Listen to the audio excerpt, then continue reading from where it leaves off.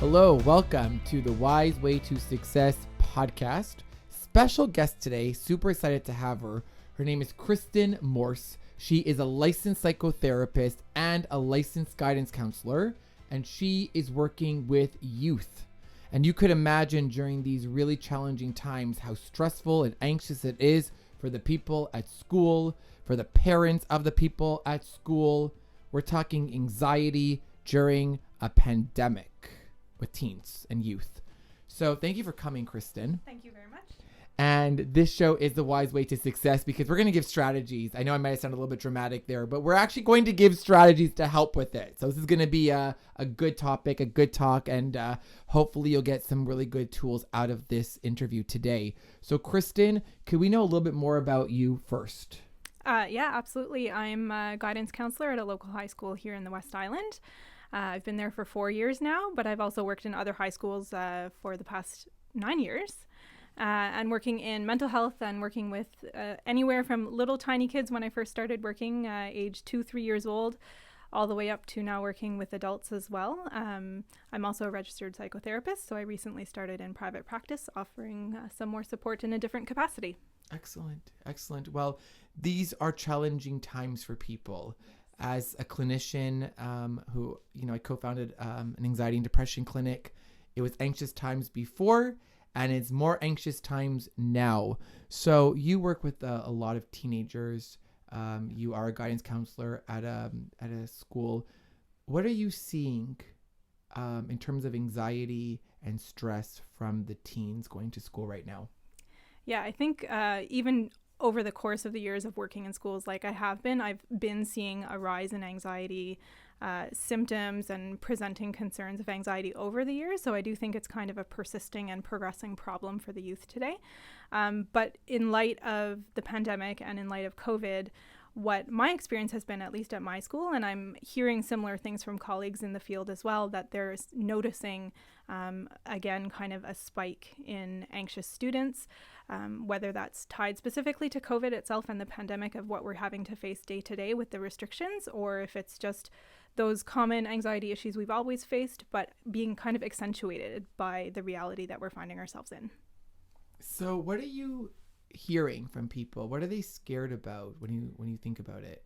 If I'm thinking of the ones who are more scared regarding the pandemic itself, I'm definitely hearing the concern of what if they get sick. They're very worried for their own security, their own safety. Students feeling worried sometimes coming on campus because all through the summer, of course, when this started developing, we were told to keep our bubbles to our family and we were restricted in such big ways. And then when we all came back to campus, all of a sudden our own personal bubbles went from maybe our household of 3 to 5, let's say, people. All of a sudden now you're back on campus as a student, potentially mingling with many more. Even the homeroom bubbles are 20, 25 students, but it's plus all of their families. And those family members are automatically into your bubble. So seeing a lot of concern for their own health. And also there's a small handful of students who maybe do have still elderly relatives living with them or a family member who has some other pre-existing conditions. And the students are feeling that weight of, I know the rest of my family is still isolating so well, but I'm the one coming to campus. So am I going to be the one who brings it back into the home?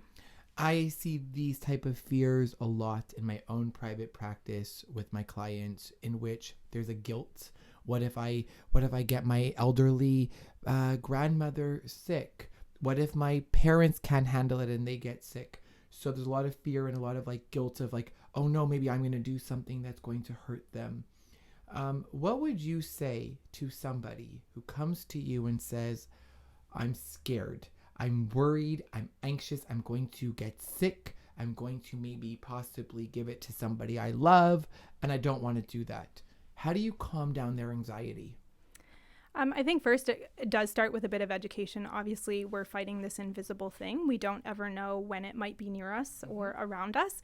So just that awareness of reminding those students of what's in your control and what maybe isn't in our control. We don't always know if we're going to be walking past somebody or interacting with someone through the course of our day that might have already been starting to show symptoms and might be contagious, but reminding those students of what, like I said, what's in their control. So are they wearing their masks properly? Does it fit properly? Are they washing their hands consistently? Reminding them about that procedure of how to properly wash your hands.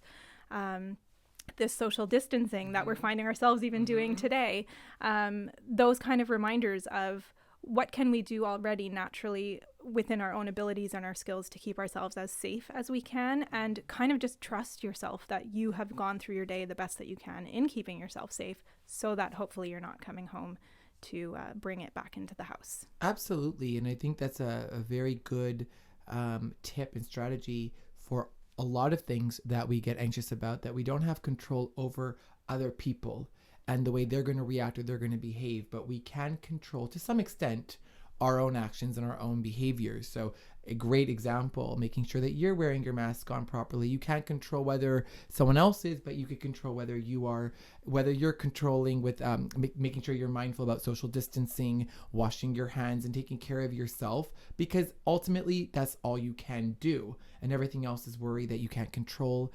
And we tend to worry because we want to control things. And I always tell my clients, the more control you want, the less control you have. Yeah. So we need to let go of some of that control that we just don't have. We are fighting something invisible. We don't know what's going on. We don't know where we can get it. So all we can really do is be mindful of ourselves.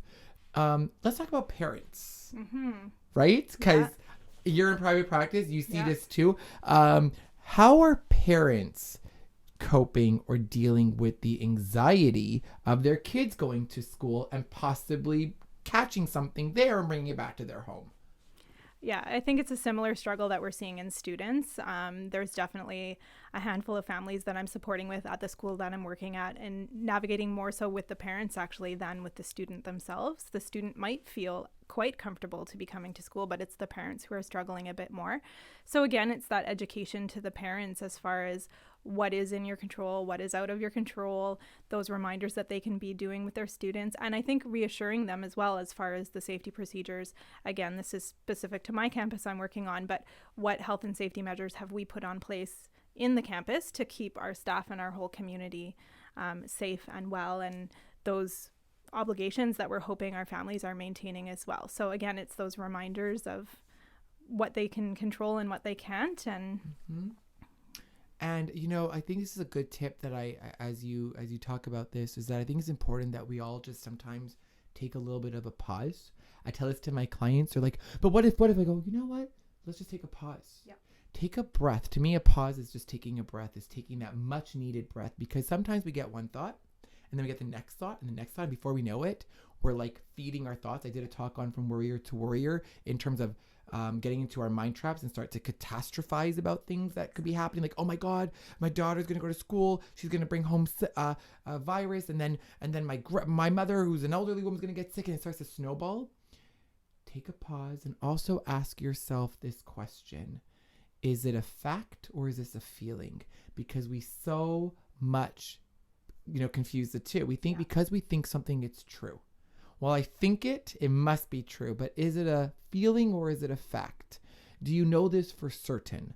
And in most cases, we don't. So when you're stressing and worrying about it, you're worrying about something that hasn't even happened. Classic anxiety, anticipatory fear, worry about the what if.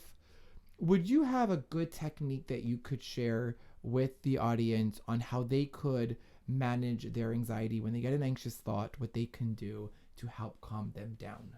Yep. I was going to just bounce off of what you said with the what if comment as well, because that's really what anxiety is. It's the what if about the future, which we can't predict. We don't know what's coming. Right. So definitely I see that in the students and those parents of those are the questions, is what if this happens? What if that happens? And we can be providing in our role as counselors or psychotherapists to be helping them guide through finding those answers in a healthy kind of way, and shifting that mindset of like, okay, let's for a second imagine if that happens. If you start to show symptoms, what are you going to do? You're going to call the hotline if you need to. You're going to go get that screening if you need to. And again, if ever something should happen and you're unwell, you're going to stay home and you're going to rest and drink plenty of fluids, and kind of play it out for them to understand too that it's maybe not hopefully quite as scary as they're imagining in their minds. But to go back to that question you had about some strategies, I definitely find with this idea that anxiety is very future oriented and the worrying about the what could be coming. It's about bringing them back into the present moment.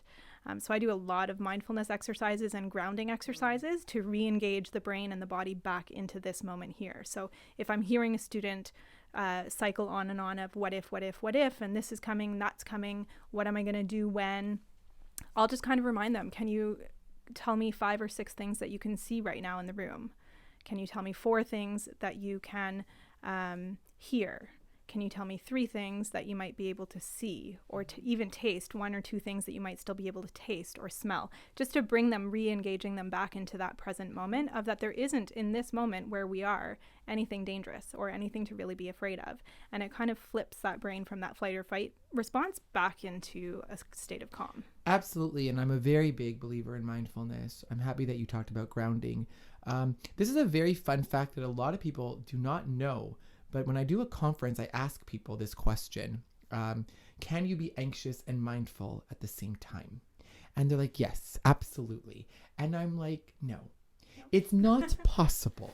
You can't be anxious and mindful at the same time. So if mindfulness is being here in the moment and being anxious is being there, you can't be there and here at the same time. Yeah. So technically, if you're mindful, then you can't be worried about what's going to happen tomorrow. So mindfulness is actually key. It's a key component to finding peace within yourself. Exactly. So grounding is a great way to reconnect with yourself. It's a great method I like to use too. Just connecting with one of your senses, like breathe in a flower, I'm a big believer in like eucalyptus oils and lavender. Breathe in an oil. I love candles. People who know me know I light up candles all the time. Bring yourself back to the moment. Ground yourself, self-soothe yourself. Instead of feed the fear, come back to the moment, because you can't be anxious and mindful at the same time unless you have that real anxiety where there's actually present danger at that moment, right, which is not the same type of anxiety that we're talking about, which is the anticipatory anxiety, which is the fear of fear, versus there's actually present danger. I need to be worried about it because it's happening right now. There is a difference to that. Yeah. Do you have anything that you would like to share, any tips or anything that you just would like to say to the audience right now who are struggling and worried about COVID, about the pandemic? They're stressed, they're fearful. Do you have some words of wisdom? I think it's really just about, again, kind of taking those moments through the day. We all have moments that we might be feeling stressed or overwhelmed and even anxious, for sure. So it's just recognizing that, learning to recognize those little cues in your body, whether it's feeling tense, maybe feeling sweaty or fidgety, to start learning those cues that your body does give you when you're having a buildup of stress or anxiety in you, and then discovering for yourself those self-care skills that you can use. We've talked about those grounding techniques and breathing, which is great. But again, anxiety strategies are so different. I find one person to the next. Different strategies work really well for some and not for others. So it's about discovering, I think, what will work well for you. I know certain of my students, for them, it's going to be taking a break from class to go run some laps up and down the stairs. Others, it might be a fidget toy that they need to play with. So again, it's about discovering these tools that you might have even in your own environment at home or in your classroom that you can be using to mitigate the symptoms of anxiety. And definitely, if you're feeling so overwhelmed, I think don't hesitate to reach out for help. There are so many people in the world, whether it's professionals like you and I, even just teachers and parents. If you're a student, especially for the children who might be listening, is don't be shy. We're all struggling in our own ways right now. These are unprecedented times. I think all of us are struggling in our own ways, and to not be shy when you need to reach out and ask for that help. It doesn't mean that there's something hugely wrong or something to be embarrassed or shameful of, that we all need a helping hand sometimes. And just to remember, we might not all be in the same ship. I read this comment, but we are all in the same storm. Yes. So we are all in this together. We all could understand to some extent what is going on and how it affects all of us, because this is something that affects the world right now.